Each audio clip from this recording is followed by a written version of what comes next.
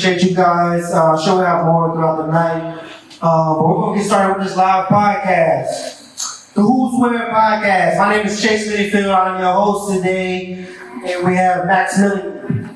What's going on, guys? Max Milien. I'm your co-host with Chase. So we get ready to get started here. If you haven't followed our podcast, at Hooswhere Pod, and it's live on all social media, Spotify, YouTube, Apple Podcasts, wherever you find podcasts, we're live. So this is our first live podcast right here. We're excited about this. We're down in DC, and we're excited to do our first panel. I'm going to introduce our guest today. So, you know me, we're football players, right? So we do real live intros. You come out to smoke. You know what I'm saying? You come out to smoke. We don't just do that. You're sitting there next to me. We gotta, so we're gonna introduce everybody. I need them to, everybody give them applause and let them know that we're happy for them to be here. I don't have heights and weights, but if I did have heights and weights, then we did that. So, first, man, we have Chris Galloway. Chris Galloway is an advisory board member who brings over 20 years of experience in the banking and capital markets, federal bank regulation, real estate, private equity, and consulting with a focus on debt, equity, offerings, and structured products, mortgage-backed securities, and risk management. He's also a former UVA football player, graduated in 1992. Chris, appreciate you very much for coming out here.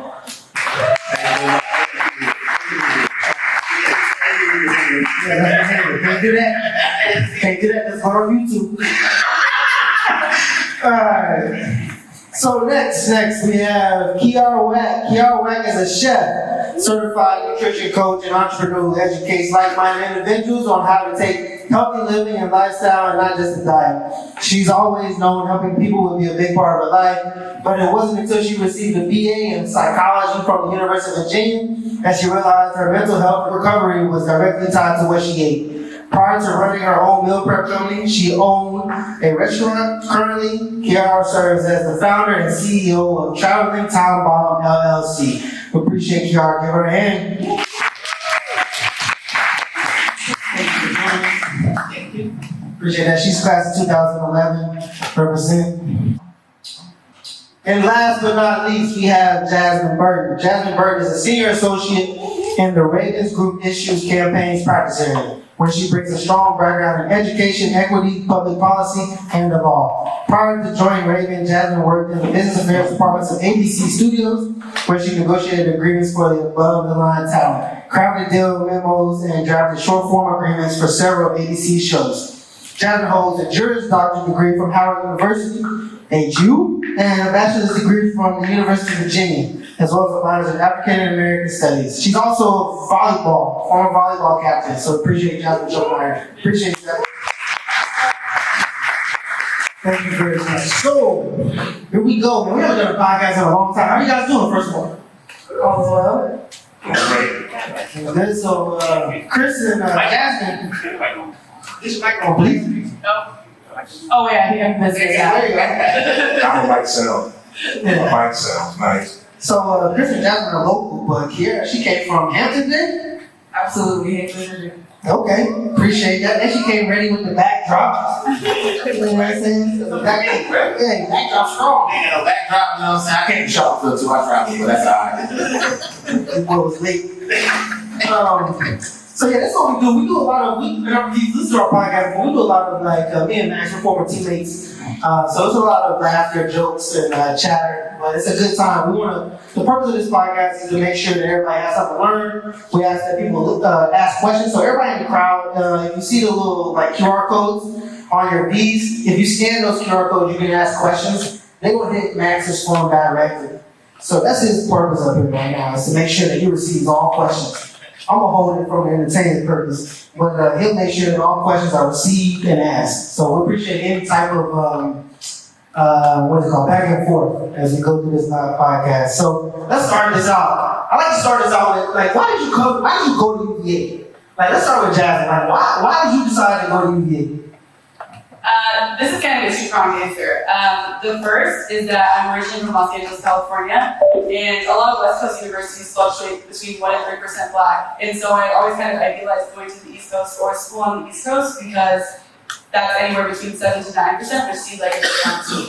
and wanted to be around more people that looked like me as well. And so when I was touring schools for volleyball, I went on a lot of like official visits, and I joke around that they kind of tricked me because I went on my official visit in September, and it was super sunny, beautiful weather, perfect in Virginia. But I was not ready for what was to come in the winter at all. And so, yeah, I committed probably 2 weeks after my visit, and I was extremely excited about it.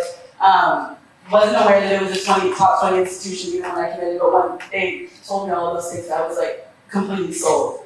And I'm 5'11", which seems tall, but in the volleyball world, that's not the tallest. And the ACC has a lot more girls like me, where you're my size, athletic jumpers, whereas the Pac-12, other conferences are like some 6'5" tree girls, and I'm like, that's not really my scene. So ACC was always my lane. So yeah, volleyball reasons, and also just an amazing school. You passed like every single school possible. I came all the way to the other coast, like, this is nice. Yeah, that's interesting. So, I appreciate you coming. Kiara, what made you come to UVA? To be honest, my sister was going there at the time. She's 2 years ahead of me, and I was always there, like visiting her for like spring cleaning, like all the other stuff that was happening on ground. Shout out to Spring Fleet. I just felt like I should just have come. Like, I don't know how to buy it when I did it. Like, I accepted an early decision, like December my senior year. So that's it. For Chris, what made you come to UVA? A couple things, just probably three problems. First, I came for my official visit and met a lot of people like Sean Moore, Herman Moore, some of the greats from the University of Virginia who played there, and we hit it off. I mean, it was just great. Everyone was down to earth, and we actually watched, I think it was the Miami versus Oklahoma game during that weekend. So that was one thing. And another thing is I come from a long history of educators in my family, and my aunts and a lot of my family are from outside of Charlottesville, Virginia, and a place called Owen, Virginia, small town. But they couldn't go to the University of Virginia. They obtained their master's degree there, but they couldn't go undergrad because they were not over the date. We didn't integrate until 1970, 71, I think it was. So anyway, that was it. And in addition to that, they had a great reputation. UV had a great reputation. I grew up in Virginia, just outside of Washington, D.C., and the rest is history. That's interesting. I came from Kentucky. I'm still not sure. Well, this is what happened. This is an interesting story. If you heard the podcast before, you probably heard the story before, but I wanted to go to the University of Louisville. I'm not ashamed to say it. I wanted to go to the University of Louisville. I'm from Kentucky.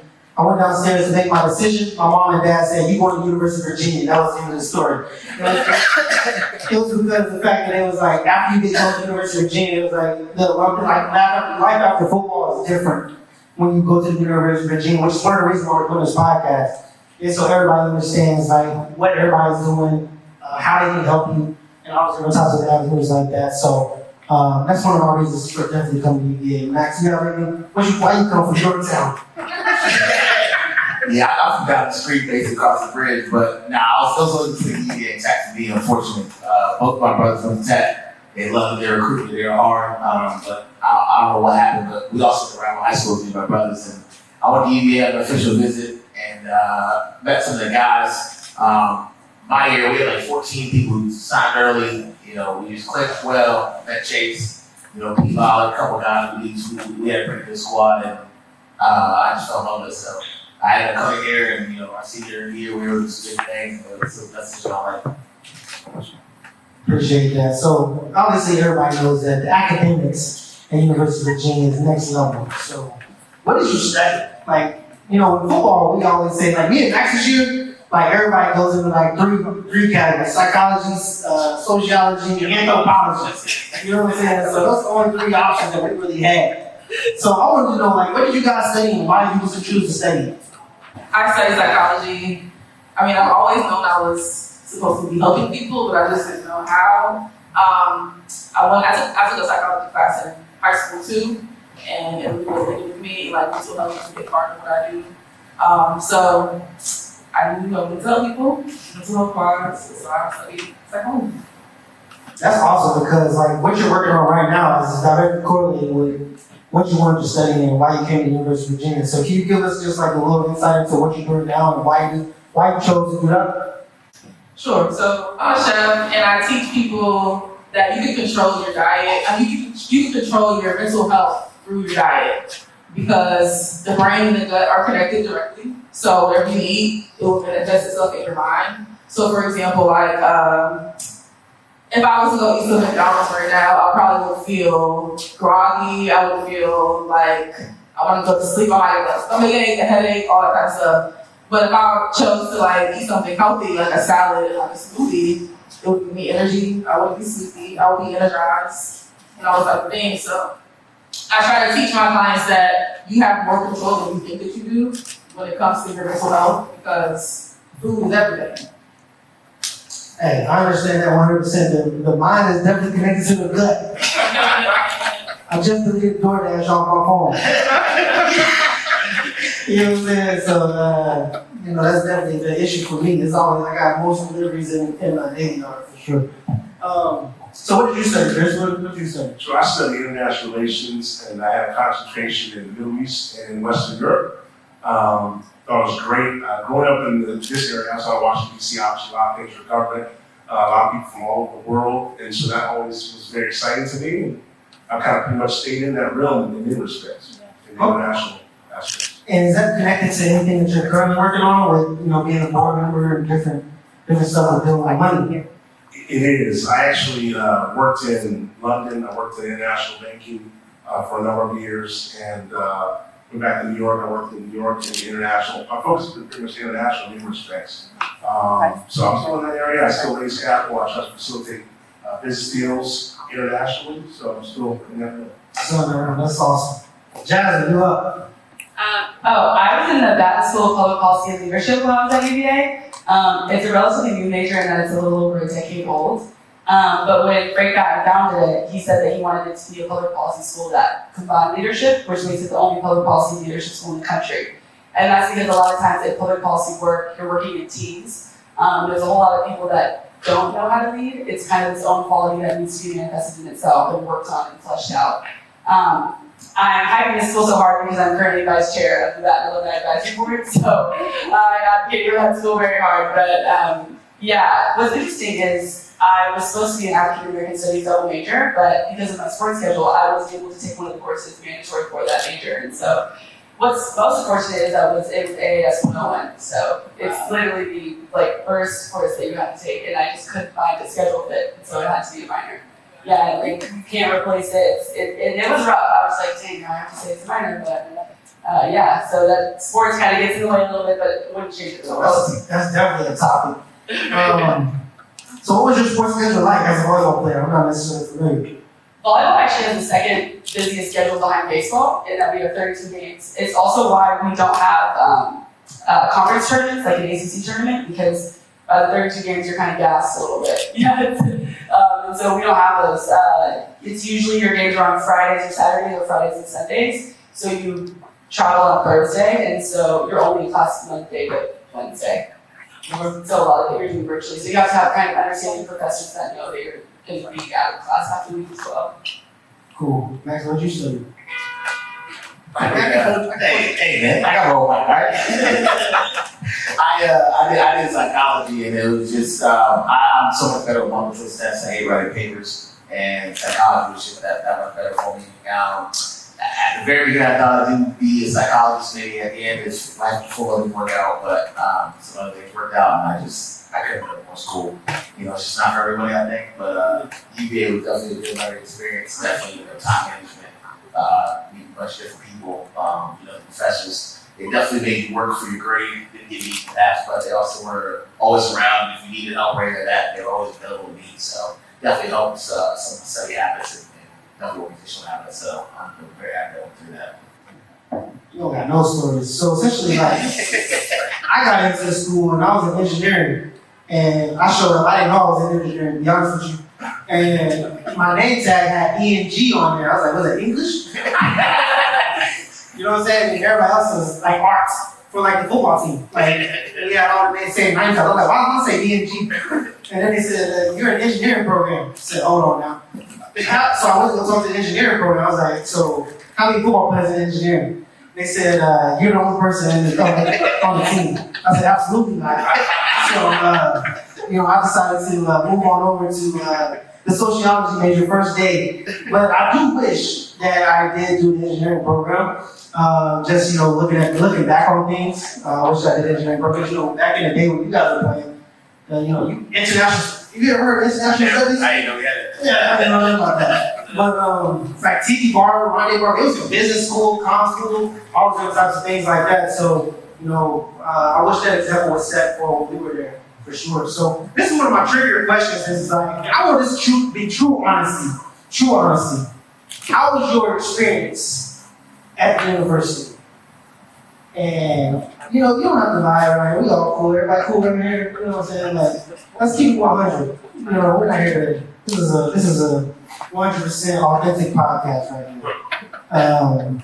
How was your experience at UVA? We'll start with 2017 graduate. I had an absolute blast. I don't think I even knew that much fun was possible. I think what I really liked about the campus is that everything is around a 3-mile radius. So like where you live, where you go to school, where you go to alumni, everything is so close. So it almost fosters this community where you're just like right on top of each other.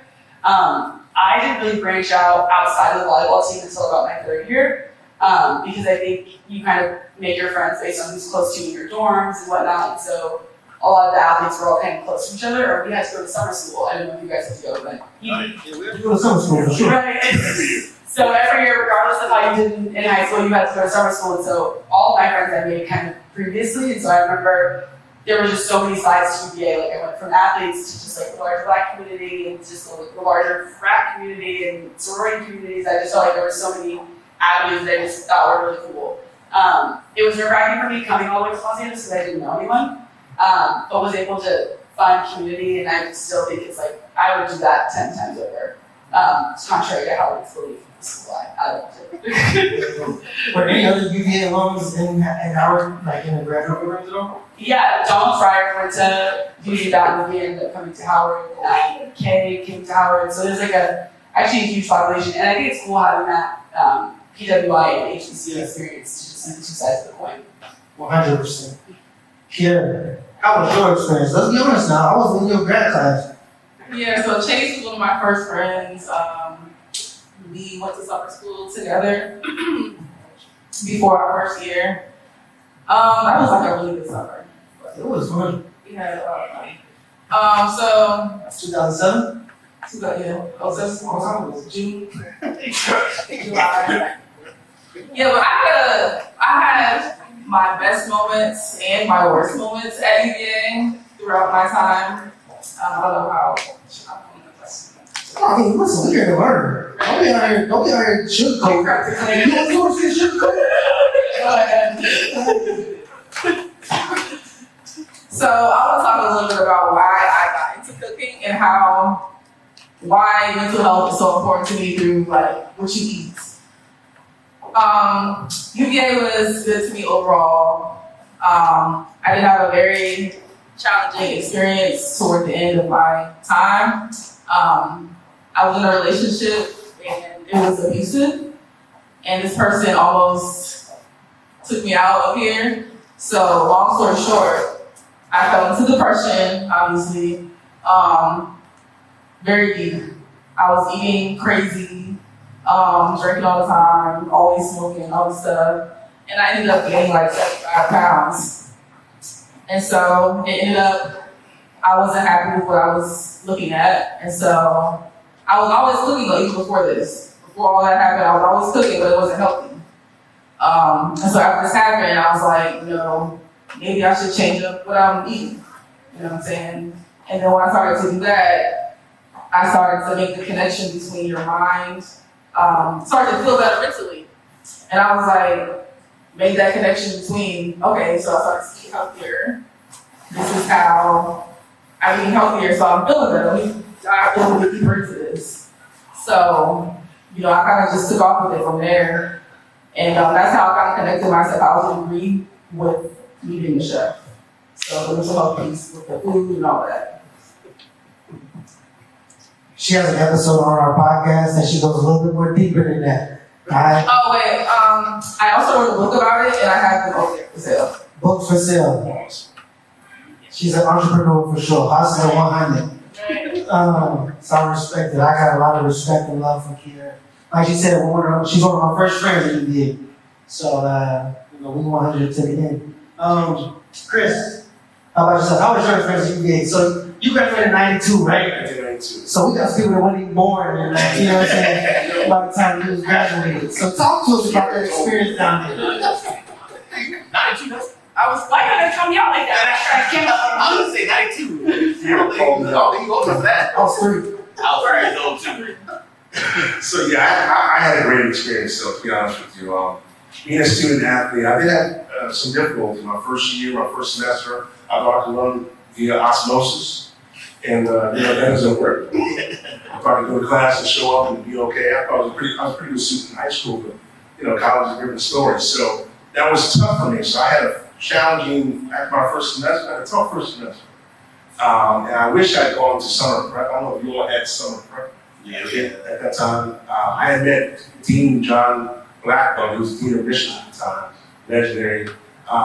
And I met him during the spring fling, I guess, when we were spring fling. Met him, he liked me, I met another dean at the time during spring fling, and they said, don't go to summer prep. And I said, okay, great, I won't go to summer prep. Worst thing I ever done. Because it would prepare me for school and just get ready and kind of focus. But outside of that, being an athlete, I was in a number of different organizations on grounds. I heard someone mention campus earlier. I'm like,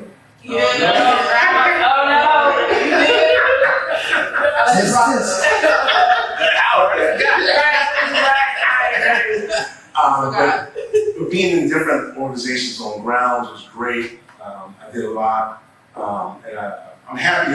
I love being a football player. It's great, but I always want to be just more than a football player. So I was involved in a lot of things. First year seminar instructor. I was a student athlete mentor, and a couple other things. And I think that's what helped me kind of have a well-rounded experience at UVA, and have I still go back. I have season tickets for the last 20-some years for football, and I love the university, so it's great experience for me. Max, how was your experience at UVA? Okay, first of all, let me go ahead and say, I'm jealous of Max because he had probably what I would say the ultimate UVA experience while he was there. Max, can you talk to me about your experience? Yeah, man, I had a great experience. I love UVA. The high school I went to was kind of the same demographics breakdown UVA, I would say. So when I came to UVA, it was like high school. At home, my mom, man, I grew up there. She was a little strict. I'm talking about 9:30 curfew at senior year. So, I got drinking all that stuff I never did in high school, none of that. So I got to UVA, and I was like, I met Chase, who also didn't drink. I was like, oh yeah, my Max, I also don't drink, this and that. And first night we go out, Chase saw me the next morning. And I had to figure out what alcohol was, and Chase was a little disappointed and said leave. But I still hear about that one. But no, I really love UVA. I came to UVA. I had high hopes for a long football career post school, but I also knew that wasn't always the route. Also, just kind of where I grew up, most people I saw were super successful on their own company. So that was also always one of my goals, something in real estate construction, stuff like that. And so when I got here, I made just one of my priorities was to branch out. It's really easy, especially if we did come early. It was just pretty much athletes that came. We came like 3 to 4 months early our senior year while kids were still off in the summer. We came early, we were at school, so it was very easy to just kind of get in with all your new people that we met. We were together for 10, 12 hours a day. So it was very easy to just kind of be in that bubble. But when school started, a lot of, I think like 20-something, 30 kids from my high school go to UVA as well, so that helped. I knew a couple of them. They showed me things, and I was able to branch out, and it was great. I wish the school did a better kind of job of diversifying and kind of being inclusive, which they really don't. But I guess they're easy their own ways. It's a big Greek life, so the fraternities kind of all have their own little cliques. But if you want to branch out, it's there. Just have to make a little bit of an effort, and I did. It was fun. It was a great time. It's just so many different experiences, viewpoints from people, opportunities that UVA can offer, and they don't really advertise really how much you can do, but there's a little bit of everything there, honestly. So I love it. It was a great 4 years. 5, I should say. Alright, do we have any questions? You see any questions come through, man? No, man. You shoot it, you're live. Can I say something? Yeah, go ahead. Say it. You say whatever you want. We're gonna keep it 100. Yeah, keep 100. So I don't know what you all experienced at UVA. We had something called BBS. Yes. The BBS. Oh, EPS. Black West Side. Right. What's up? Yeah. So, okay, you could It's hilarious. Some people did. I asked a couple of students going back, and they were like, "What is that?" We were like, "What is this?" It's still there, yeah. Okay, good. I just make sure. Yeah, that's the thing for sure. From my experience, I regret a lot of the things that you did. I think I was super focused on football. And I wish I branched out into different communities and different environments and got outside my bubble. Kind of like Jasmine did. Here we go. We got a question from Carter Green. Shout out to Carter. Woo-hoo. All right. Lots of athletes up here. How did your career as an athlete affect your career today? And what do you feel like most like an athlete in your professional life today? Like, so this is like what things did you bring out of being an athlete into your current career? And I think if you just give a quick background into your current career, I'm not gonna dive too deep, but just give a quick background on how kind of your athlete life affected that. Sure. From my perspective, being an athlete, you had to have discipline. Having worked on Wall Street, everyone basically was very competitive. A lot of people who were working on the trading floors where I worked, they were in athletes either in high school or in college. But in terms of preparation, when you're an athlete, you have to prepare. Like you talk about the foods, Kiara talk about the food you eat, give you energy, etc. I mean, I didn't eat sweets for a long time, right? So I wasn't the greatest athlete, but I'm just saying I try to stay in good shape and eat well. So anyway, being competitive, the spirit, the rivalry, competition, those are all things that translate to this environment. And I noticed that just not only on Wall Street, but in my consulting career and everything. So it's great. Yeah, what's interesting is like, it doesn't matter what's on your resume. The first thing, the only thing everyone ever cares about to me is athletics. They're like, you run the NBA volleyball team. I'm like, yeah, I'm also a lawyer. And there's so many other things but that's what pops out to them. I was pretty successful when I first started at UVA. I was ACC Rookie of the Year. And so since that's on my resume, they're like, that's what Zion won in basketball. And I'm like, yeah, like I am Zion. It kind of pumps me up a little bit. But I think for me in law school, what really helped is the time management aspect. Because you have such a rigorous athletic schedule, you aren't allowed to like really procrastinate. You have to get things done because you don't have all the time in the week to do it. And so that really helps me in regards to studying and also my profession now. Go ahead. What was one thing that you wish you participated in while you were at UVA? Well, I guess there's one thing with I graduated Sci-Fi fraternity, but I finished that chapter. I was interested in pleasure as an undergrad, but obviously had a number of things I was involved in, including football, etc. Didn't do well my first semester, so I didn't pledge undergrad. So that's one thing I would love to have done, but I didn't have to, so it all worked out. I wish I studied abroad. I think I was like way too focused on certain things and I didn't want to leave my friends or do anything, but there's so many programs that you could have done, like not even a full semester, even potentially a month or like a 2 week, but I really wish I studied abroad and just like was more comfortable getting out of my comfort zone and doing something like that. Because I still didn't do it in law school there, so that's something I really wish I did. Chase? Kiara? That was a good one, but I don't want to say anything that she said. So, I got nothing. Okay, she has nothing. For me, I kind of already said mine earlier. I just wanted to challenge myself more academically while I was there, and not necessarily just took the sports football degree. Mine would be, I wish I took advantage of summer internships. For us, a lot of people don't know is we truly have kind of a 2-week summer. You really take your finals. You have the month of May. Some people take May Nester, but you take finals early May, and then you have the rest of May off, and then we were back June 1st for practice class through August 1st for a training camp.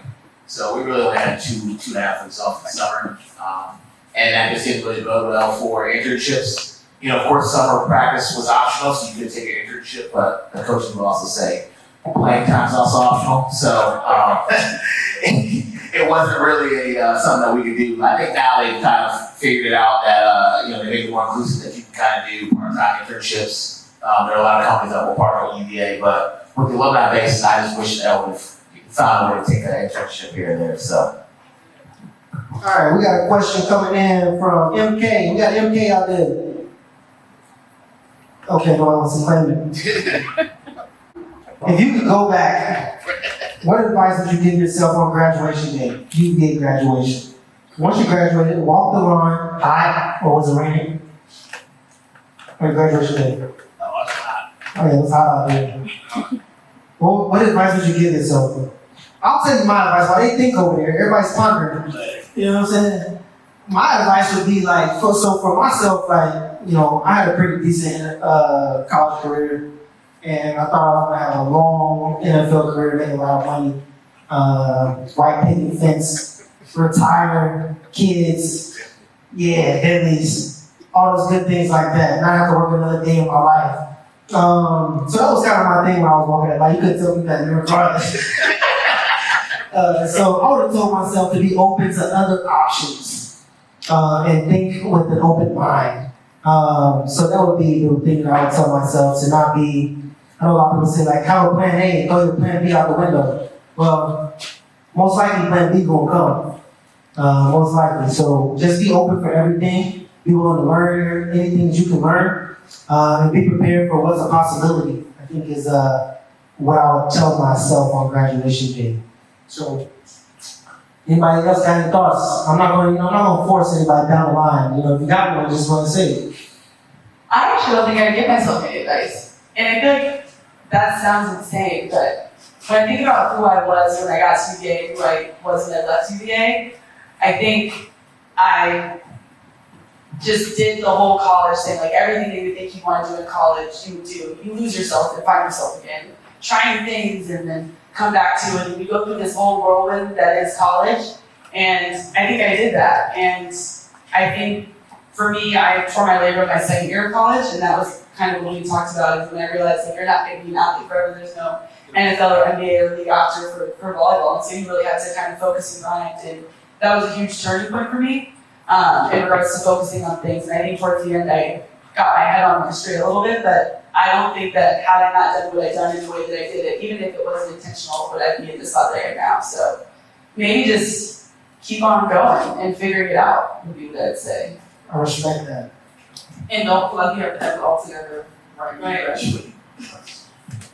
I would have told myself to trust my gut sooner. So, when I came out, most of us, especially playing college, our whole lives we were playing sports. We had a coach that told us where to be, when to be, kind of always had that path. And then once you graduate, it's kind of like, good luck, figure it out on your own, no good transition. And I always wanted to, work for myself, have my own business, but the path was everyone saying, gotta get a job, 9 to 5, corporate, this, that. So, I think I could have been a lot further if I had just started out right after I went to college and just took a chance on myself instead of kind of going to corporate out for 4 or 5 years. So. For me, I think I mentioned earlier I had a great career, I think, as a college student athlete. One of the things for me that was tough for me is that I didn't play a lot my last year. I thought I was going to go to the NFL. I'm like, Chase, you win. I did. So I was angry. I'll be honest with you. I was angry, and but I always prepared for the next step. I always prepared to go to law school or grad school. Like that was always definitely. Growing up with an educational family, that was big. So anyway, I'm glad I did what I did. I got over it, and I kept, my point, to go back to your question, is I kept an open mind, and I was always ready. I was like, okay, after I was mad for like a couple months, I got over it. I said, okay, let's graduate, got a job. Couple months, that's it? Couple months? That's it? About 6 months. Okay. In fact, I'm glad you said it, because actually, there was one of what we called sponsor parents back there. They were friends of the university, alums, boosters, and I ended up working at Archer's Yoga. I don't know if you all know Archer's Yoga. I ended up working at Archer's Yoga at that time. My sponsor suggested that, and that helped me kind of free myself, so to speak. So, and the rest is history. I'm going to Los Angeles. That's awesome. So what does the future hold? I want to know what the future holds. So essentially, you guys have told us a lot about what you're currently doing, All you guys are doing something super dope. But what's next? And I'm gonna start with class of 2011. My goal in the past year was to become a traveling chef, and I succeeded at that. My goal next is to be on TV, which is about to happen. So, Shout out to that. Don't say that with something light. You got to be on TV. yeah. Let's go. Woo-hoo. Everybody want to, you know what I'm saying? Clap it up. Talk. My goal is to basically like get further in the media, with my gifts. And so the goal is always to just spread the message that I was saying earlier about, mental health and taking control of your mental health through what you eat every day and stuff like that. So however I gotta get out of this job, I'll do it. 100%. So, Jasmine, what's next? I'm so rich, I want to be in media. I'm going to, I'm saying it because I know it's going to happen, the most reputable millennial voice in politics for our generation. I'm currently doing what I'm doing right now to build a repertoire and work with clients and learn because I'm so young. And I want to take that to the main stage. I don't feel like my generation is watching CNN, MSNBC, or any of those major news sites because I think their main goal is to traumatize. I don't think it is to educate anymore. The youngest group of voters right now is currently 16, and they don't even have cable.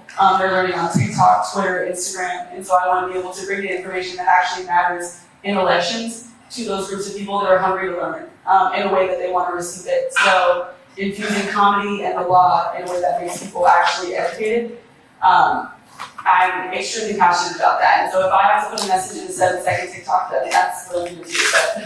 But media is its own, kind of what you're saying, its own piece. And so learning more about that. I have a podcast as well. I'm not like this. Shout it out, man. Plug it. My podcast is called Finesse Wired. Combination of the word finesse and esquire. Yeah, witty over here. I'm a Gemini, so it's like my sign.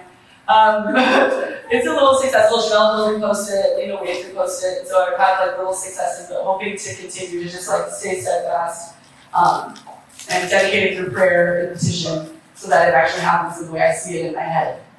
But yeah, that is what I think is gonna happen.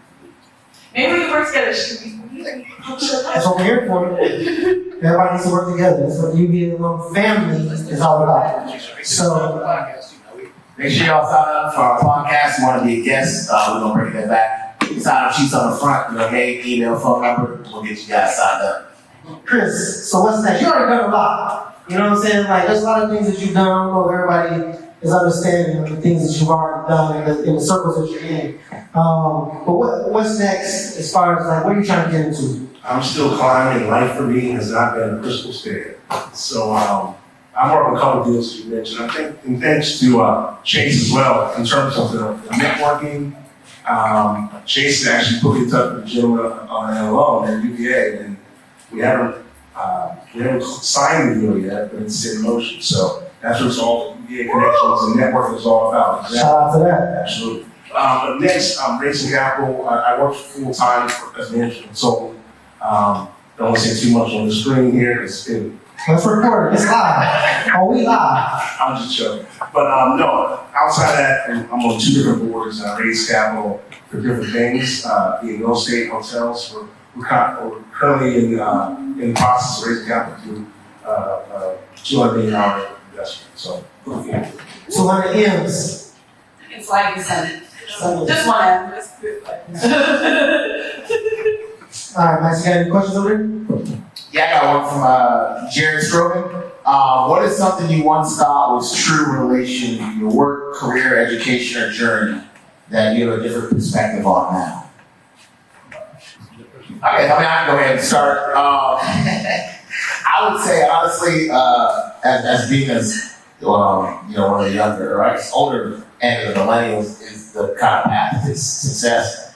We were kind of the generation that was preached, get good grades, go to college, get a corporate job, work hard for your boss, they'll take care of you in the end, and I think that has become less and less true. Hopefully that doesn't trigger anybody, but I know when I was in school, kind of wanted to be an entrepreneur, do your own thing, was kind of frowned upon. You kind of see it as an outcast, and whereas now that's kind of seen as the way to go. So that was something I believe growing up was the path to success, and just now and being where I'm at, I can kind of see that it just it was at one point in time, but I just don't think that's the way for everybody now. I still think that is a path for some people, but not for everyone.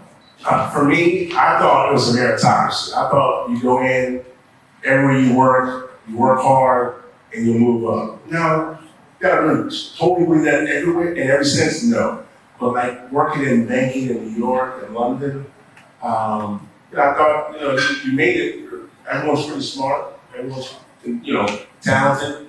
But then you realize your bonus comes, and you've done a lot, you thought you did a lot of deals, but you get paid, and you don't get paid. And then you realize, oh, you get paid, you don't get paid, but you thought you should have paid.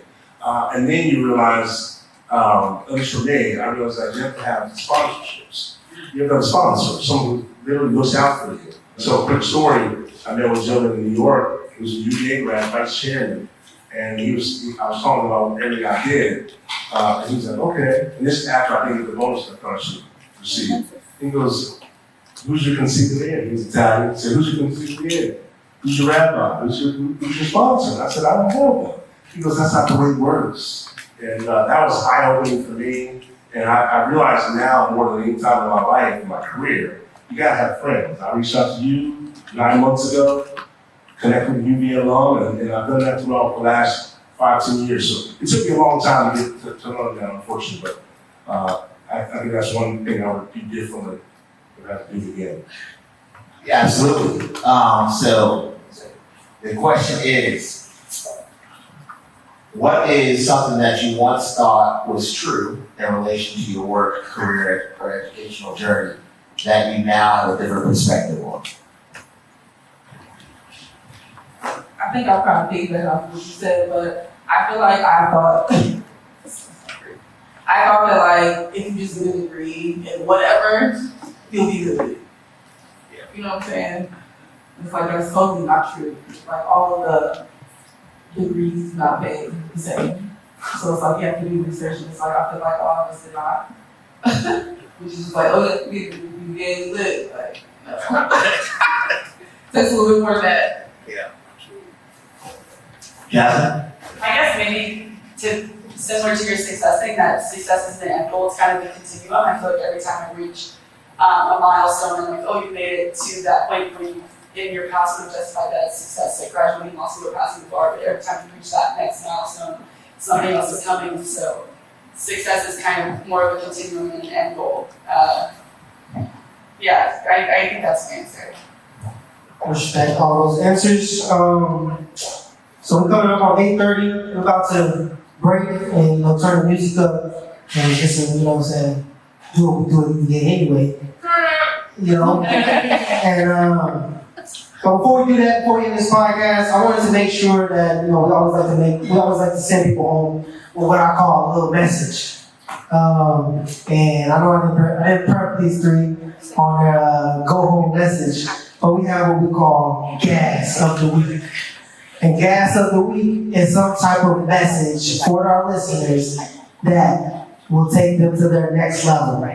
You know what I'm saying? Gas. Get to the next mile. 100%. So, see over there thinking heavy. And we're pondering. Oh yeah, 100%. So, this is the question. Any advice? What would be your advice? Not anybody else's advice. I know something you heard on YouTube, sit on shade room, something like that.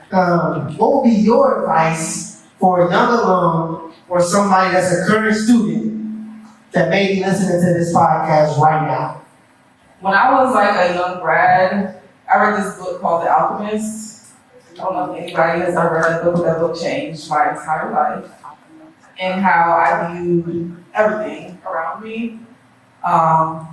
It kind of goes hand in hand with my mantra about food and, certain foods making your mind foggy, cloudy, certain foods clearing your mind up. And I feel like you can't really see where you're going clear enough if your mind is foggy from all the food that you're eating. So in The Alchemist, it's like they're telling you to look out for clues around you for like what the next step might be for yourself. And basically, I feel like you can't really see it clear enough if you're neglecting your physical and mental health. So my advice would be to read The Alchemist and to really like internalize, you know, the lesson that they are trying to teach. So, who wants to go next? Don't all speak at once. I can go. Mine would be to not put too much pressure on yourself. I think kind of growing up in the social media area, since we've been young, we've seen so much. We want to be a generation that has the car, the house, and buy your mom a house too, and have the amazing job, the perfect life, all before we turn 30. It's just an insane amount of pressure we put on ourselves to succeed. And although it's great to push yourself, just maybe not pushing yourself to the point of its rapid anxiety. And our generation, and really a lot of generations, are having more heightened anxiety than we've ever seen. All stemming from that desire to be something or be at a stage in life that we're not currently at. So I would just say to take everything in stride, everything is a part of the process, and to put God first and to trust God. That's actually maybe the advice I would have given myself in college, just to go back to that question, was to not lose my relationship with God so much. But now that I'm coming back to it, I'm gonna just keep plugging in. So trust God and take everything in stride. I say amen on that. No God's no amens. Alright. Chris, what you got there? Sure. I think from my perspective, I think it's critical to develop relationships with people.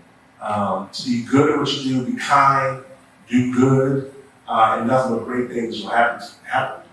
And I learned that from a football coach, believe it or not. Basically learned that you prepare and do all that you're supposed to do and put yourself in the right position to win.